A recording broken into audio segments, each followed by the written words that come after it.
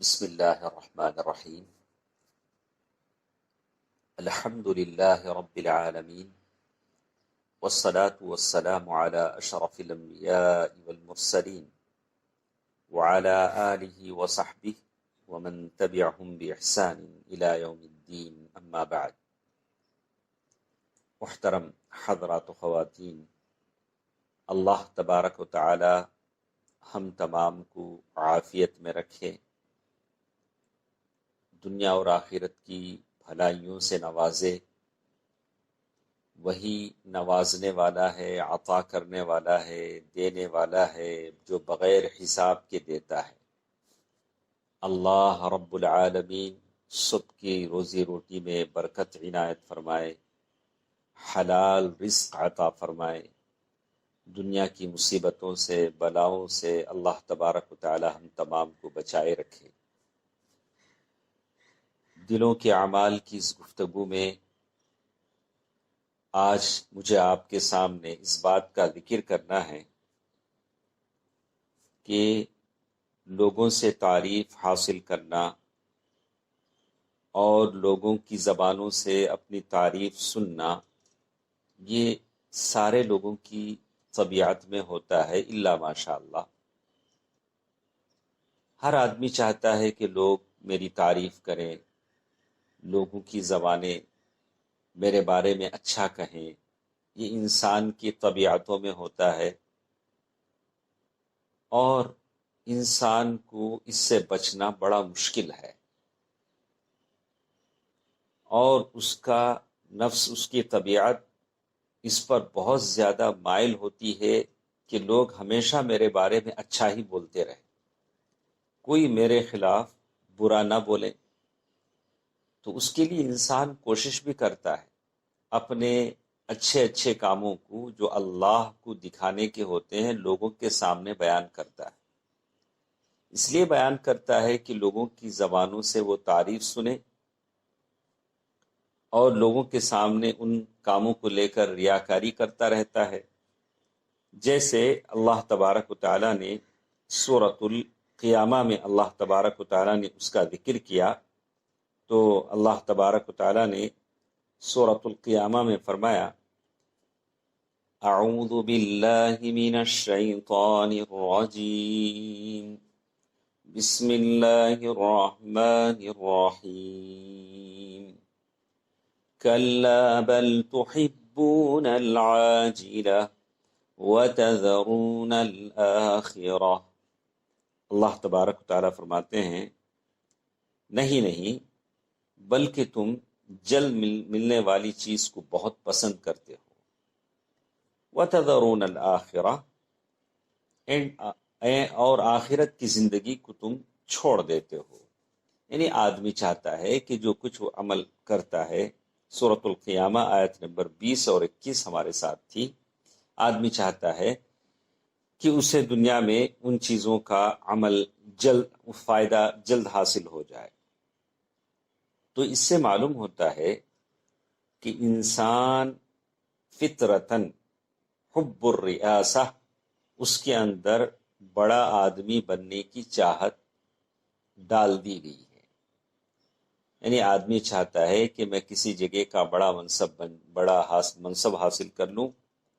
یہ انسان کے اندر حرص ہوتی ہے، اور جبن یعنی آدمی کے اندر بزدلی ہوتی ہے، یا جلد بازی ہوتی ہے۔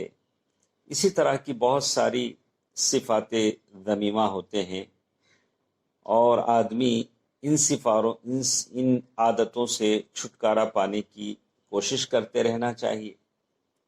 تو جیسے ہم نے آپ کو بتایا کہ اصل الریا، یعنی مختصر بات میں اگر کہا جائے کہ ریاکاری کسے کہتے ہیں، تو مختصر بات میں اگر کہا جائے تو اس کا جواب یہ ہوگا کہ ریاکاری کہتے ہیں لوگوں سے اپنی تعریف حاصل کرنے کو، اپنے اعمال بتا کر جو اللہ کو بتانے ہیں لوگوں سے تعریف بٹورنے کو ریاکاری کہتے ہیں۔ چلیے ہم آپ کو بتاتے ہیں کہ ابن ابی الدنیا نے اپنی کتاب الاولیاء میں ایک واقعہ لکھا ہے۔ کہتے ہیں کہ عبد الواحد ابن زید ایک شیخ تھے، استاد تھے، معلم تھے. ان کے کچھ طلباء تھے، 10 طلباء کہتے ہیں کہ ایک مرتبہ ہم لوگ بصرہ سٹی کے باہر نکلے. وہ زمانہ تھا، کہتے ہیں کہ ہم لوگ بصرہ کے باہر نکلے، یعنی کشتی میں بیٹھ کر باہر گئے.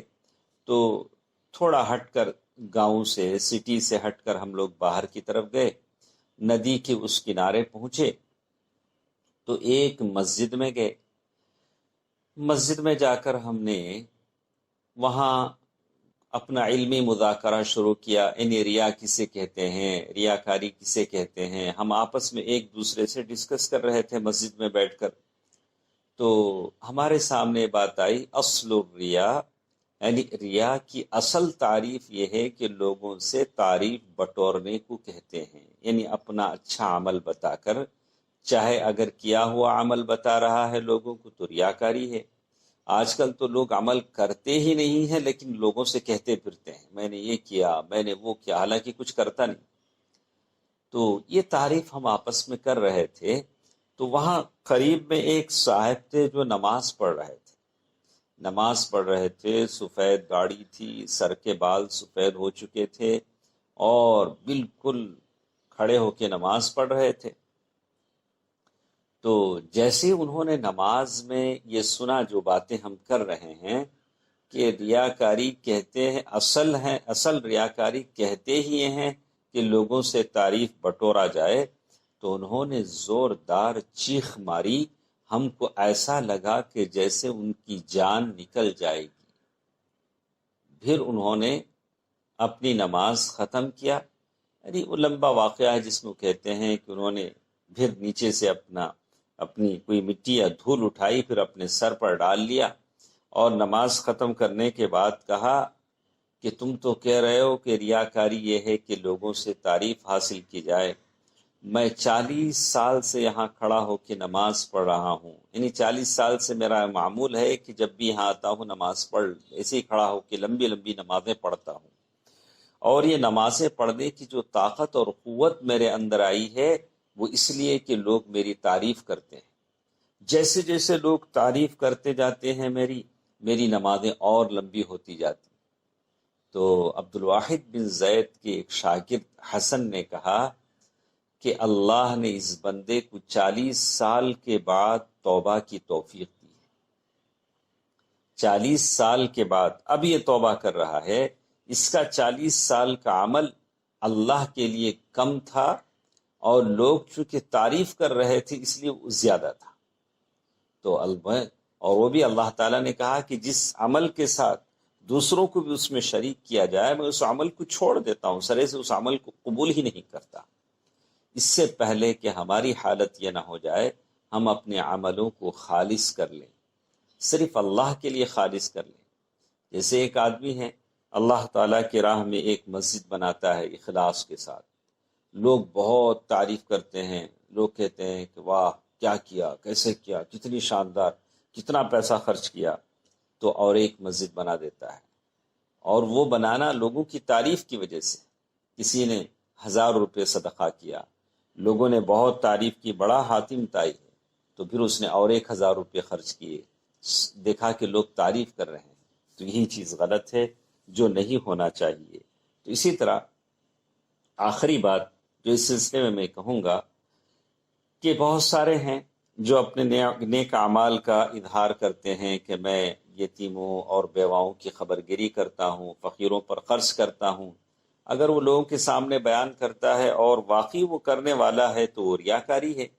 اگر بغیر کیے لوگوں کے سامنے اس کا ذکر کرتا ہے تو وہ جھوٹا ہے اور وہ ایسی غلط کاموں کو ریاکاری میں شامل کر رہا ہے.